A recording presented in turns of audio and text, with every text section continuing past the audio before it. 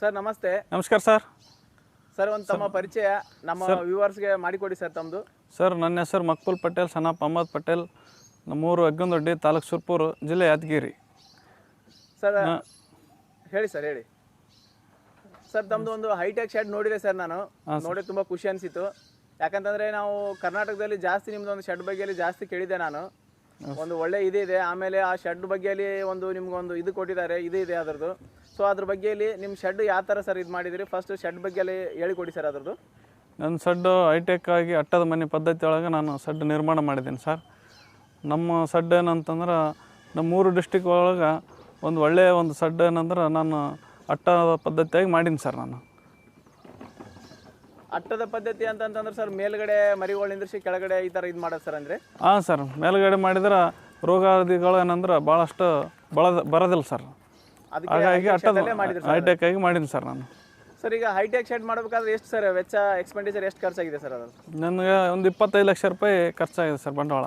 25 ಲಕ್ಷ ಯಾವ ಥರ ಸರ್? ತಾವು ಅದರಿಂದ ಯಾವ ಥರ ಒಂದು ಆರ್ಥಿಕವಾಗಿ ಪಡ್ಕೊಂಡು ಯಾವ ಥರ ಮಾಡಿದ್ರಿ ಸರ್? ಸರ್ ನಾನು ಕೃಷಿ ಒಳಗೆ ನನ್ನ ಪಪ್ಪಾಯಿ ಮತ್ತು ದಾಳಂಬರಿ ಒಳಗೆ ಬೆಳೆದು ನಾನು ಹೈಟೆಕ್ ಶೆಡ್ ನಿರ್ಮಾಣ ಮಾಡಿ ಅದೇ ಗೊಬ್ಬರ ಏನಂತ ತೊಗೊಂಡು ದಾಳಂಬರಿಗೆ ಏನಂದ್ರೆ ಆರ್ಗ್ಯಾನಿಕ್ ಪದ್ಧತಿ ಒಳಗೆ ನಾನು ದಾಳಂಬರಿ ಬೆಳಿತಾ ಇದ್ದೀನಿ ಸರ್. ಅದ್ರ ಜೊತೆ ಈಗ ಇದ್ರದ್ದು ಸರ್ ಶೆಡ್ಡಿಂದ ಎಕ್ಸ್ಪೆಂಡಿಚರ್ದು ಖರ್ಚು ವೆಚ್ಚ ಅದ್ರದ್ದೆಲ್ಲ ಮಾಡ್ಬೇಕಾದ್ರೆ ಹೆವಿ ಅನಿಸಿಲ್ಲ ಸರ್? ಅದ್ರದ್ದು ಯಾವ ಥರ ಸರ್? ಆರ್ಥಿಕ ನೆರವಾಗಿ ನಮ್ಮ ಕರ್ನಾಟಕ ಬ್ಯಾಂಕಿನಿಂದ ನನಗೇನಂದ್ರೆ ಲೋನ್ ತೊಗೊಂಡು ಶೆಡ್ ನಿರ್ಮಾಣ ಮಾಡಿದ್ದೀನಿ ಸರ್. ಲೋನ್ ಎಷ್ಟು ಕೊಟ್ಟರು ಸರ್ ಅಲ್ಲಿ?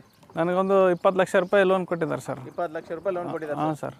ಅದರಲ್ಲಿಂದಾನೇ ಶೆಡ್ ನಿರ್ಮಾಣ ಮಾಡ್ಕೊಂಡ್ರಿ? ಹಾಂ ಸರ್. ನೀವು ಒಂದು 5 ಲಕ್ಷ ರೂಪಾಯಿ ಹಾಕೊಂಡು ಮಾಡಿದ್ರಿ ಸರ್? ಹಾಂ ಸರ್. ಟೋಟಲ್ 25 ಲ್ಯಾಕಲ್ಲಿ ಮಾಡಿದ್ರಿ ಸರ್? ಮಾಡೀನಿ ಸರ್. ಸರ್ ಈಗ ಎಷ್ಟಿದೆ ಸರ್ ಶೆಡ್ ವಿಸ್ತೀರ್ಣ? ಆಮೇಲೆ ಇದ್ರದ್ದು ಅಗಲ ಯಾವ ಥರ ಇದೆ ಸರ್? 125 ಫೂಟ್ ಉದ್ದ, 60 ಫೂಟ್ ಅಗಲ ಮಾಡಿದ್ದೀನಿ ಸರ್. ಒಳಗೆ ಏನಂದ್ರೆ ನೀರನ್ನು ಅದು ಟ್ಯೂಬ್ವೆಲ್ ನಂತರ ನೀರು ಬರೋಂಥ ವ್ಯವಸ್ಥೆ ಮಾಡೀನಿ ಸರ್. ಎಲ್ಲಿ ನೀರು ಹೋಗಿ ಕುಡಿಯೋಂಗಿಲ್ಲ. ಒಳಗೆ ನಾನು ಪಾರ್ಟಿಷನ್ ಮಾಡಿದ್ದೀನಿ. ಮತ್ತು ನೀರನ್ನು ಅಲ್ಲೇ ಬಂದು ಕುಡಿಬೇಕು. ಮತ್ತೇನಂದ್ರೆ ಮೇವು ಏನಂದ್ರೆ ಮಿಷನ್ ಚಾಪ್ ಕಟ್ರ್ ಮೂಲಕ ಕಟ್ ಮಾಡಿ ಮೇವು ಏನಂದ್ರೆ ಒಂದು ದಿನಕ್ಕೆ 5 ಸಲ ಮೇವು ಹಾಕ್ತೀನಿ, 2 ಸಲ ದ್ವಿದಳ ಧಾನ್ಯಗಳು ಹಾಕ್ತೀನಿ ಬೆಳಗ್ಗೆ ಮತ್ತು ಸಾಯಂಕಾಲ. ಮತ್ತೇನಂದ್ರೆ ಒಟ್ಟು ಹಾಕ್ತೀವಿ ಸರ್. ಈ ಥರ ಮಾಡಿ ಏನಂದ್ರೆ ನಾವು ಒಳ್ಳೆ ಹೆಲ್ದಿಯಾಗಿ ಮರಿ ಬೆಳವಣಿಗೆ ಮಾಡಿ ನಾನು 5 ತಿಂಗಳಿಂದ ಮಾರಾಟ ಮಾಡ್ತೀನಿ ಸರ್. ಸರ್ ಈಗ ಮುಖ್ಯವಾಗಿ ಮರಿಗಳು ಸಾಕಾಣಿಕೆ ಈಗ ಒಂದು ಟ್ರೆಂಡಿಂಗ್ ಇದೆ ಸರ್. ಜಾಸ್ತಿ ಜನ ಎಲ್ಲ ಜಾಸ್ತಿ ಒಲವು ತೋರ್ತಾ ಇದ್ದಾರೆ ಸರ್. ಈಗ ಇದು ಉಪಕಸು ಬಗ್ಗೆಯಲ್ಲಿ ಕುರಿ ಸಾಕಾಣಿಕೆ, ಮೇಕೆ ಸಾಕಾಣಿಕೆ, ಹೌದು ಸರ್, ಸೊ ಹೈನುಗಾರಿಕೆ ಆಗಲಿ ಈ ಥರ ಒಂದು ಉಪಕಸು ಬಗ್ಗೆಯಲ್ಲಿ ಜಾಸ್ತಿ ಯುವಕರೆಲ್ಲ ಇದು ಮಾಡ್ತಿದ್ದಾರೆ ಸರ್. ಒಳ್ಳೆ ಎಜುಕೇಷನ್ ಮುಗಿಸಿದವ್ರ ಜೊತೆಗೆ. ಸೊ ಅದ್ರ ಬಗ್ಗೆ ನೀವು ಮರಿ ಸಾಕಾಣಿಕೆ ಮಾಡಬೇಕಾಯ್ತು ಮುಖ್ಯವಾಗಿ ಏನು ಸರ್ ನಮ್ಮ ಯುವಕರು ಏನು ಅನುಸರಿಸ್ಬೇಕು ಸರ್ ಕ್ರಮಗಳು? ಯುವಕರು ಏನಂದ್ರೆ ನಮ್ಮ ಉಪಕಸಬು ಮತ್ತು ರೈತರಾಗಿ ಮುಂದುವರಿಯೋಕೆ ಈ ಕೋವಿಡ್-19 ಬಂದಿದೆ. ಈಗ ಎಷ್ಟೋ ಜನ ಏನಂತಂದ್ರೆ ಮನೆಯಲ್ಲಿ ಯುವಕರು ಕುಳಿತಿದ್ದಾರೆ. ಇಂಥನಂದ್ರೆ ನಾವು ರೈತರಾಗಿ ಈ ಥರ ಮಾಡೋದ್ರಲ್ಲಿ ಒಳ್ಳೆಯ ಒಂದು ಲಾಭ ಬರ್ತದೆ. ಆ ಲಾಭವನ್ನು ತೆಗೆದುಕೊಂಡು ನಾವು ಒಳ್ಳೆಯ ಒಂದು ಜೀವನ ಸ್ಫೂರ್ತಿಯಾಗಿ ತೆಗೆದುಕೊಳ್ಬೋದು ಸರ್. ಸರ್ ಈಗ ಮರಿಗಳಿಗೆ ತರಬೇಕಾಗಿತ್ತು ಅಂದ್ರೆ ಯಾವ ಥರ ಸರ್ ಆಯ್ಕೆ ಮಾಡಬೇಕು ಸ್ಟಾರ್ಟಿಂಗಲ್ಲಿ ಹೋಗಬೇಕಾದ್ರೆ? ಯಾಕಂದರೆ ಅದೇ ಮೇನ್ ಇಂಪಾರ್ಟೆಂಟ್ ಅಂತ ತುಂಬ ಜನ ಹೇಳ್ತಾರೆ ಸರ್. ಅದರದ್ದು ಮರಿಗಳದ್ದು ಯಾವ ಥರ ಸರ್ ಆಯ್ಕೆ ವಿಧಾನ ಯಾವ ಥರ ಅದರದ್ದು? ಮರಿಗಳು ಸರ್ 3.5-4 ತಿಂಗಳ ಮರಿಗಳಿದ್ರೆ ನಾವು ಫುಡ್ ತಿನ್ನೋಕೆ ಅದಕ್ಕೆ ಇದು ಇರುತ್ತೆ ಸರ್, ಅವೈಲೇಬಲ್ ಇರ್ತದೆ. ನೆಕ್ಸ್ಟ್ ಏನಂತಂದ್ರೆ ಅದಕ್ಕೆ ತಂದ ಮ್ಯಾಕೆ ವ್ಯಾಕ್ಸಿನೇಷನ್ ಮಾಡಬೇಕು. ಪ್ರತಿ 20 ಡೇಸ್ಗೊಂದು ಸಲ ಏನಂದ್ರೆ ವ್ಯಾಕ್ಸಿನೇಷನ್ ಮಾಡಿ 3 ವ್ಯಾಕ್ಸಿನೇಷನ್ ಆದ್ಮ್ಯಾಕೆ ಅದೇನಂದ್ರೆ ಆ ಥರ ಬಳಸ್ಕೊಂತ ಹೋದ್ರೆ ಲಾಲನ್ ಪಾಲನೆ ಮಾಡಿದ್ರೆ ಒಳ್ಳೆ ಒಂದು ಮರಿ ಏನಂದ್ರೆ ಬೆಳವಣಿಗೆ ಬರುತ್ತೆ ಸರ್. ಅವು ಏನು ಸರ್ ವ್ಯಾಕ್ಸಿನೇಷನ್ ಅಂತ ಹೇಳಿದರೆ ಏನೇನು ಹಾಕ್ತಾರೆ ಸರ್? ಅವ್ಗೆ PPR ಅಂತೇಳಿ ಬರುತ್ತೆ ಸರ್. PPR ಮಾಡಬೇಕು, ಆಮೇಲೆ BT ಮಾಡಬೇಕು, ಮತ್ತು ಆಮೇಲೆ ET ಮಾಡ್ಬೇಕು ಸರ್. ಸರ್ ಅಂದರೆ ನೀಲಿ ನಾಲಿಗೆ ರೋಗ ಬರಲ್ಲ ಸರ್. ಹಾಂ ಸರ್. ಮುನ್ನೆಚ್ಚರಿಕೆಯಾಗಿ 20 ಡೇಸ್ ಒಂದ್ಸರಿ ಎಲ್ಲನೂ ಮಾಡ್ಬೇಕಂತ ಮಾಡಿದ್ರೆ? ಹಾಂ ಸರ್.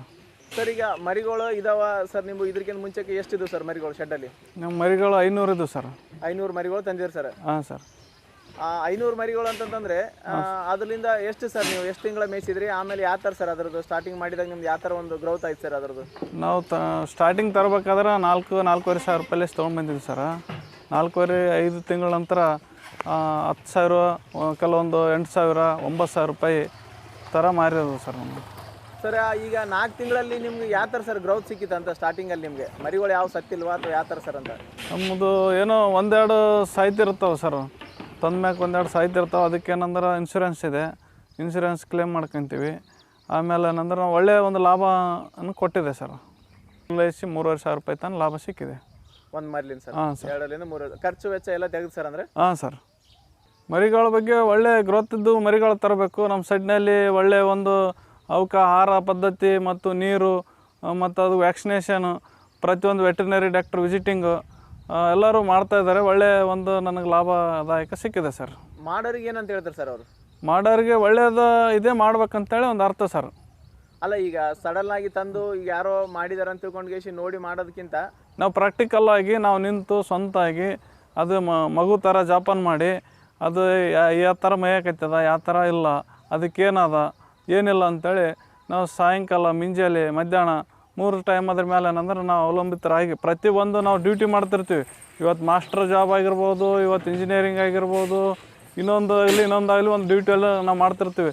ಆ ಡ್ಯೂಟಿ ಎಷ್ಟು ನಾವು ಕರೆಕ್ಟಾಗಿ ಪ್ರಾಂಪ್ಟಾಗಿ ಮಾಡ್ತೀವಿ, ಆ ಥರನೂ ಇದ್ರ ಮೇಲೆ ನಾವು ಅದೇ ಒಂದು ಡ್ಯೂಟಿ ಅಂತೇಳಿ ನಾವು ಅದ್ರ ಮೇಲೆ ಏನಂತಂದ್ರೆ ನಿಗಾ ಇಟ್ಟು ವಹಿಸ್ಕೊಂಡು ಮಾಡಿದ್ರೆ ನಮ್ಗೆ ಒಂದು ರೈತರಿಗೆ ಏನಂದ್ರೆ ಉಪಕಸವಾಗಿ ಒಳ್ಳೆ ಲಾಭದಾಯಕ ತೊಗೋಬೋದು ಸರ್ ನಾವು. ಅದು ಇವಾಗ ನಾವು ತೊಗೊಂಡು ಬರ್ತೀವಿ, ತಂದು ಸೈಡ್ನಲ್ಲಿ ಬಿಡ್ತೀವಿ. ನಾವು ಯಾವುದೋ ವರ್ಕರ್ಗಿಟ್ಟು ನಾವು ಅಲ್ಲಿ ತಂದೀವಪ್ಪ ಮಾಡಿವಿ, ಅಲ್ಲಿ ಮತ್ತೊಂದು ಊರಾಗ ಒಬ್ಬರು ಮಾಡ್ಯಾರ ಒಳ್ಳೆ ಲಾಭದಾಯಕ ತೊಗೊಂಡ್ರ, ಈಗ ನಾವು ಮಾಡ್ಬೇಕಂತೇಳಿ ತಂದು ಒಂದು ವರ್ಕರ್ ಇಟ್ಟು ಮಾಡಿದ್ರೆ ಆ ಥರ ಆಗಲ್ಲ ಸರ್. ನಾವೇನಿದ್ರೆ ಓನ್ ನಿಂತ್ಕೊಂಡು ಅದಕ್ಕೇನಾಗ್ಯದ ಏನಿಲ್ಲ ಎಲ್ಲ ನೋಡ್ಕೊಂಡ್ರೆ ಒಂದು ಒಳ್ಳೆ ಲಾಭದಾಯಕ ಬರುತ್ತೆ ಸರ್. ಒಳ್ಳೆ ಲಾಭದಾಯಕ ಹೋಗ್ಬೇಕು. ಹಾಂ ಸರ್. ಈಗ ಟಗರಗಳು ನಿಮ್ದು ಒಂದು ಟೋಟಲ್ ಆಗಿ 500 ಟಗರಗಳು ಅಂತ ಅಂದ್ರಿ ಸರ್. ಈಗ 500 ಟಗರಗಳು ಈಗಾಗಲೇ ಮಾರಾಟ ಮಾಡಿ ಎಷ್ಟು ಲಾಭ ತೊಗೊಂಡ್ರಿ ಅಂದಂಗೆ ಆಯ್ತು ಸರ್? ಹೌದು ಸರ್, ಹೌದು ಸರ್. ಟೋಟಲ್ ಅಪ್ರಾಕ್ಸಿಮೇಟ್ಲಿ 500 ಟಗರಗಳಿಂದ ಎಷ್ಟು ತೊಗೊಂಡ್ರಿ ಸರ್ ಲಾಭ ಟೋಟಲ್ ಆಗಿ? ನಾವು 10 ಲಕ್ಷ ರೂಪಾಯಿ ಲಾಭ ತೊಗೊಂಡಿವಿ ಸರ್. ಅಂದರೆ ಒಂದು 5 ತಿಂಗಳ ಮೇಯಿಸಿದ್ರಿ ಸರ್ ಅದು? ಹಾಂ ಸರ್. ಎಲ್ಲ ಖರ್ಚು ವೆಚ್ಚ ಸೇರಿ ಸರ್ ಅಂದರೆ? ಹಾಂ ಸರ್. ಅದರಲ್ಲಿ ಎಷ್ಟು ಮರಿಗಳು ಸರ್ ಡೆತ್ ಆದವು ಸರ್? ಆದರೆ ನಮ್ಮ 8 ಮರಿಗಳು ಸರ್. 8 ಮರಿಗಳು ಡೆತ್ ಆದವು? ಹಾಂ ಸರ್.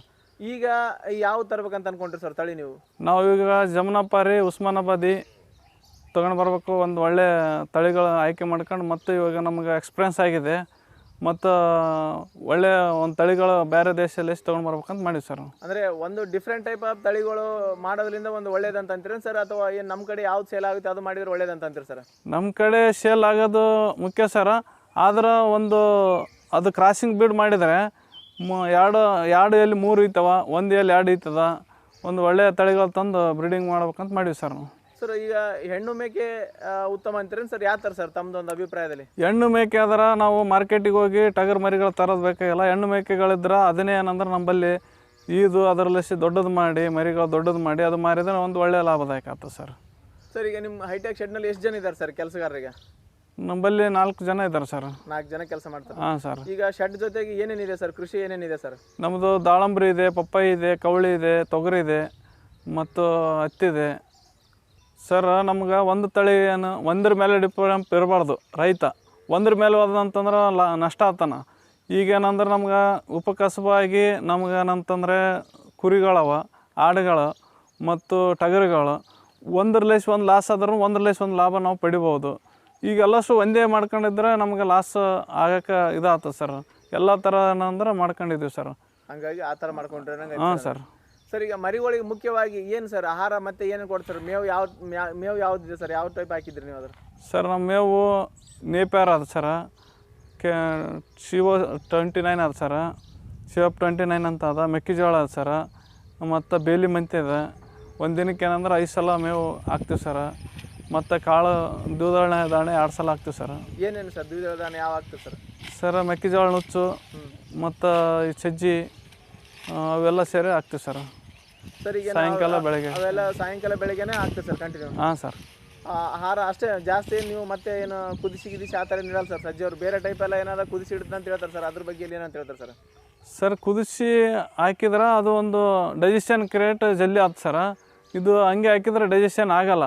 ಬಟ್ ನಮ್ಮದು ದೊಡ್ಡ ಫಾರಮ್ ಇದೆ, ಅದು ಒನ್ ಟೈಮ್ ಮಾತ್ರ ನಾವು ಹಾಕ್ತೀವಿ ಸರ್. ಮತ್ತು ಸೆಕೆಂಡ್ ಟೈಮ್ ಅಂದರೆ ಡ್ರೈ ಫುಡ್ ಹಾಕ್ತೀವಿ ಸರ್. ಪ್ರತಿ ಸರನು ಸ್ವಲ್ಪ ನಿಮ್ಗೆ ಇದಾಗುತ್ತೆ, ಅನಾನುಕೂಲ ಆಗುತ್ತೆ ಅಂತ? ಹ್ಞೂ ಸರ್. ಹಾಂ ಸರ್. ಇದು ಕೆಳಗಡೆ ನಾನು ಕೆಳಗಡೆ ಫ್ಲಾಟ್ ಫಾರಮ್ನಲ್ಲಿ ಇಲ್ಲೇನಂದ್ರೆ ಕಡಕ್ನಾಥ್ ಕೋಳಿ ಅಂತೇಳಿ ಹೊಸ ಒಂದು ತಳಿ ಏನಂತಂದ್ರೆ ಕೋಳಿ ಸಾಕಾಣಿಕೆ ಮಾಡ್ಬೇಕಂತೇಳಿ ನಂದು ಫ್ಯೂಚರ್ ಪ್ಲಾನ್ನಲ್ಲಿ ಇದೀನಿ ಸರ್. ಇವಾಗ ಮುಂದಿನ ನೆಕ್ಸ್ಟ್ ಮಂತ್ನಲ್ಲಿ ಹಾಕ್ಬೇಕಂತ ಮಾಡೀನಿ ಸರ್. ಕಡಕ್ನಾಥ್ ಕೋಳಿದು ಸರ್ ಮಾರ್ಕೆಟಿಂಗ್ ಇಲ್ಲ ಅಂತ ಹೇಳ್ತಾರೆ ಸರ್, ಅದ್ರ ಬಗ್ಗೆ ಏನಂತ ಹೇಳ್ತಾರೆ ಸರ್? ಅದ್ರದ್ದು ಇಷ್ಟು ದಿನ ಇತ್ತು ಬಟ್ ಈಗಿಲ್ಲ, ನಾಟಿ ಕೋಳಿನೇ ಮಾಡೋದು ಚೆನ್ನಾಗಿ ಅಂತ ಹೇಳ್ತಾರೆ ಸರ್ ತುಂಬ ಜನ. ಸರ್ ಕಂಪ್ನಿಯವ್ರು ಬಂದು ನಮ್ಮದು GPS ಮಾಡ್ಕೊಂಡು ಹೋಗಿದ್ದಾರೆ. ಅವ್ರೇನಂದ್ರೆ ಬೈಬ್ಯಾಕ್ ಸಿಸ್ಟಮ್ ಹೋಯ್ತು ಅಂತ ಹೇಳ್ಯಾರೆ. ಅವ್ರು ಒಯ್ದ್ರೇನು ಒಯ್ಲಿಕ್ಕೇನು ನಮಗೇನಂದ್ರೆ ಅದು ಮತ್ತು ನಾಟಿ ಕೋಳಿ 2 ಏನಂದ್ರೆ ಮಾಡ್ಬೇಕಂತೇಳಿ ನಂದೊಂದು ಇಚ್ಛೆ ಇದೆ ಸರ್. ಸರ್ ಈಗ ಮರಿಗಳ ಬಗ್ಗೆ ಹೇಳಿದ್ರು ಸರ್. ಈಗ ಮತ್ತೆ ನೆಕ್ಸ್ಟ್ ಮರಿಗಳು ಯಾವ ತರಬೇಕು ಸರ್? ಈಗ ಅವೇ ಟಗರುಗಳು ತರಬೇಕ್ರಿ ಅಂದರೆ? ಇಲ್ಲ ಸರ್, ಆಡು ಮತ್ತು ಕುರಿ ಮತ್ತು ಟಗರ ಎಲ್ಲಾನು ಮಿಕ್ಸ್ ಮಾಡ್ಕೊಂಡೇ ತರ್ಬೇಕು ಸರ್. ಹಾಂ ಸರ್. ಟೋಟಲ್ ಎಷ್ಟು ತರ್ಬೇಕಂತ ಅನ್ಕೊಂಡ್ರಿ ಸರ್ ಈಗ? ಸರ್ ಇವಾಗ ಒಂದು 400 ತೊಗೊಂಬರ್ಬೇಕಂತ ಮಾಡೀನಿ ಸರ್. ಹಾಂ ಸರ್. ಸರ್ ಕೊನೆಯದಾಗಿ ಮಾಡಬೇಕಾಗಿತ್ತು ಅಂತ ನಮ್ಮ ಯುವಕರು ಏನು ಒಂದು ಇದು ಮಾಡ್ಕೊತಿದ್ದಾರೆ ಸರ್, ಅವ್ರಿಗೆ ಏನಂತ ನೀವು ಹೇಳಕ್ಕೆ ಇಷ್ಟ ಮಾಡ್ತೀರಿ ಸರ್ ಮೋಟಿವೇಶನ್ ಆಗಿ? ನೋಡ್ರಿ, ನಾವು ಕಲ್ತೀವಿ ಅಂತೇಳಿ ಮನೆಗೆ ಕೊಡೋದು ತಪ್ಪು. ಈಗ ಯಾವುದೇ ಕಂಪ್ನಿಯಲ್ಲಿ ಜಾಬಿಗೆ ಹೋಗ್ತೀವಿ, ಜಾಬ್ ಸಿಗ್ತಾ ಇಲ್ಲ, ನಾವು ಕಲ್ತೀವಿ ಅಂತೇಳಿ ಕೈ ಕಟ್ಕೊಂಡು ಕುಂತ್ರೆ ಏನಾಗ್ತೇಳಿ ಸರ್, ನಾವೇನಂತಂದ್ರೆ ದುಡಿಬೇಕು, ದಿನ ದುಡಿಬೇಕು. ಎಲ್ಲರೂ ಸಡ್ ಮಾಡ್ರಿ ಅಂತೇಳಿ ನಾವು ಮಾಡೋಕ್ಕೆ ಹೋಗ್ಬೇಕಾದ್ರೆ ಅದ್ರ ಬಗ್ಗೆ ತಿಳ್ಕೊಬೇಕು. ಆಸಕ್ತಿಲೆಸ್ ತಿಳ್ಕೊಂಡು ನಾವು ಎಷ್ಟು ಪ್ರಾಂಪ್ಟಾಗಿ ಅಂತಂದ್ರೆ ನಮ್ಮದಪ್ಪ ಅಂತೇಳಿ ನಾವು ಮಾಡ್ಕೊಂಡ್ರೆ ನಮಗೇನಂದ್ರೆ ಒಂದು ಒಳ್ಳೆಯ ಒಂದು ಲಾಭದಾಯಕ ಸಿಗುತ್ತೆ ಸರ್.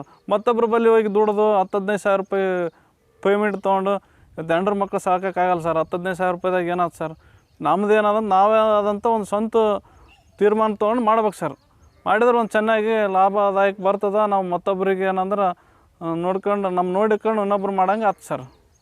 ಈಗ ನಾವು ಮರಿಗಳು ಮಾಡೋಕ್ಕಾಗಲಿಲ್ಲ ಅಂತಂತಂದರೆ ಹೆಣ್ಣು ತಳಿಯನ್ನು ಆಯ್ಕೆ ಮಾಡ್ಕೊಂಡು ಮರಿಗಳು ತಂದು ಮಾಡ್ಕೊಂಡ್ವಿ ಅಂತಂದ್ರೆ ಒಂದೇ ಟೈಮ್ ಏನಾಗಿ ನಾವು ಸತ್ತರೂ ಕೂಡ ಅದಕ್ಕೇನಂತಂದ್ರೆ ನಾವು ಒಂದೇ ಸರ್ತಿ ಲಾಸ್ ಆಗಿಬಿಡ್ತೀವಿ. ಹೆಣ್ಣು ತಳಿಗಳಾದರೆ ಇದು ಒಂದು ಸಲ ಲಾಸ್ ಆದರೂ ಕೂಡ ಮತ್ತೆ ಗರ್ಭ ಕಟ್ಟಿ ಇದು ಮತ್ತೇನಂದ್ರೆ ಒಳ್ಳೆಯ ಒಂದು ಲಾಭ ಕೊಡೋಕ್ಕೆ ಚಾನ್ಸ್ ಇರುತ್ತೆ ಸರ್. ಇದೇನಂದ್ರೆ ಅದ್ರ ಮೇಲೆ ಶ್ರದ್ಧೆ ಇಟ್ಟು ದುಡಿಬೇಕು, ನಾವು ದುಡಿದ್ರೆ ಒಳ್ಳೇದಾಯ್ತು ಸರ್. ಇಲ್ಲ ಅಂತಂದ್ರೆ ಅದ್ರದ್ದು ನಾವು ಎಷ್ಟು ಲಾಭ ಅಂತ ಅನ್ಕೊಂಡಿವಿ ಅಷ್ಟೂ ಲಾಸ್ ಆಗಿ ಕೊಡ್ತೀವಿ ಸರ್ ನಾವು. ಅದೇ ಜಾಸ್ತಿ ಒಂದು ಹೆಣ್ಣು ಮೇಕೆಗಳು ಸಾಕಾಣಿಕೆ ಮಾಡೋದೇ ಒಂದು ಉತ್ತಮ ಅಂತ ಹೇಳ್ತಾರೆ ಸರ್. ಹೌದು ಸರ್, ಹೌದು ಸರ್, ಹೌದು ಸರ್. ಯಾಕಂದ್ರೆ ಜಾಸ್ತಿ ಜನ ಟಗರ ತರ್ತಾರೆ ಸರ್, 4 ತಿಂಗಳಿಂದ ತಂದು 8 ತಿಂಗಳ ಮೇಯಿಸ್ತಾರೆ ಸರ್. ಈಗೆಲ್ಲ ಮಾರ್ಕೆಟ್ ಎಲ್ಲ ಡೌನ್ ಇದೆ, ಟಗರು ಕೇಳ್ತಾ ಇಲ್ಲ, ಸಣ್ಣ ಜಾಸ್ತಿ ಡಿಮ್ಯಾಂಡ್ ಇದೆ. ಸೊ ಫೀಮೇಲ್ ಎಲ್ಲ ತಂದ್ರೆ ಚೆನ್ನಾಗಿರುತ್ತೆ ಅಂತ ನೀವು ಅಂತೀರಿ ಸರ್? ಹೌದು ಸರ್, ನಾನು ಅದ್ರ ಜೊತೆಯಲ್ಲಿ ಇವಾಗಲೇ ಫೈಟ್ ಮಾಡಿದ್ದೇನೆ. ಟಗರುಗಳು ತಂದು ಮತ್ತು ತರೋದು, 4 ತಿಂಗಳಲ್ಲಿ ಮಾರೋದು, ಮತ್ತು 1 ತಿಂಗಳು ಹುಡುಕೋದು, ಮತ್ತು ಆ ಬಾಜಾರ್ ಈ ಬಾಜಾರ್ ಹುಡುಕಿ ತಂದು ಹಾಕೋದಕ್ಕಿಂತ ಮುಂಚೆ ನಮ್ಮಲ್ಲಿ ಒಳ್ಳೆ ಹೆಣ್ಣು ತಳಿಗಳಿದ್ರೆ ಅವೇ ಅವಕ್ಕೇನು ಲಾಲನೆ ಪಾಲನೆ ಮಾಡಿದ್ರೆ ಒಳ್ಳೆ ಒಂದು 3.5-4 ತಿಂಗಳಿಗೆ ನಮ್ಗೆ ಒಂದು ಒಳ್ಳೆ ಲಾಭ ಕೊಟ್ಟು ಮಾರ್ಬೋದು ಸರ್.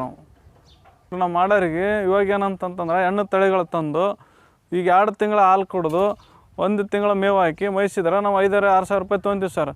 ಅದೇ ನಾವು ಗಂಡು ತಳಿ ಆಯ್ಕೆ ಮಾಡಿದ್ರೆ 4,000 ರೂಪಾಯಿ, 4,500-5,000 ರೂಪಾಯಿ ಕೊಟ್ಟು ತೊಗೊಂಡು ಬಂದು ನಾವು 3 ತಿಂಗಳ ಮೇಯಿಸಿ ಈ ಅದ್ರಾಗ ಲಾಭ ತೊಗೊಳೋಕ್ಕಿಂತ ಇದ್ರಾಗ ಒಂದು ಒಳ್ಳೆಯ ಲಾಭ ಅಂತ ಅನಿಸ್ತೀನಿ ಸರ್ ನನಗೆ. ಮತ್ತೆ ಕೊನೆಯದಾಗಿ ಏನು ಸರ್, ಈಗ ನೀವು ಫಿಮೇಲೇ ಎಲ್ಲ ತರಬೇಕಂತ ಅನ್ಕೊಂಡ್ರೆ ಅಂತ ಹೇಳಿದ್ರಿ ಸರ್? ಹಾಂ ಸರ್, ಫೀಮೇಲ್ ತೊಗೊಂಡು ಬರ್ತೀವಿ ಸರ್. ಮತ್ತು ಮೇಲು ಅಂತರ ಒಂದು ಸ್ವಲ್ಪ ಇದ್ದಾವೆ ಸರ್. ಮತ್ತು ಎಲ್ಲಷ್ಟು ಏನಂದ್ರೆ ಒಂಥರ ಚೇಂಜ್ ಸಿಸ್ಟಮಾಗಿ ಮಾಡಿದ್ರೆ ನಾವು ಲಾಭ ಏನಂದ್ರೆ ಕೊಡ್ತಾ ಇರ್ತವೆ. ಬರೀ ಗಂಡು ತಳಿಗಳು ಆಯ್ಕೆ ಮಾಡಿದ್ವಿ ಅಂತಂದ್ರೆ ಅದು ಮತ್ತು ಮಾರೋದು ಮತ್ತು ತರೋದು ಮತ್ತು ಒಂದೇ ಎಟ್ ಟೈಮ್ ಯಾವ್ದಾನ ಜಡ್ ಅಟ್ಯಾಕ್ ಆಗಿ ಸತ್ಯ ಅಂದ್ರೆ ನಾವು ಅಲ್ಲಿ ಲಾಸ್ ಆಗ್ತೀವಿ ಸರ್ ನಾವು. ಸೊ ಹಾಗಾಗಿ ಒಂದು ಫೀಮೇಲೇ ಮಾಡೋದೇ ಬೆಟರ್ ಅಂತೀರಿ ಸರ್? ಹಾಂ ಸರ್, ಹಾಂ ಸರ್, ಹೆಣ್ಣು ತಳಿನೇ ಆಯ್ಕೆ ಮಾಡ್ಕೊಂಡು ಮಾಡೋದೇ ಒಳ್ಳೆಯದು ಸರ್ ಮುಂದಿನ ದಿನಗಳಲ್ಲಿ. Okay sir, thank you sir. ತಮ್ಗೆ ಟೈಮ್ ಕೊಟ್ರಿ ಸರ್, ನಮಗೆ ಟೈಮ್ ಕೊಟ್ಟು ನಮ್ಗೆ ಮಾತಾಡಿದ್ರಿ ಸರ್. ತುಂಬ ಧನ್ಯವಾದಗಳು ಸರ್. ನಮಸ್ಕಾರ ಸರ್. ನಮಸ್ಕಾರ ಸರ್.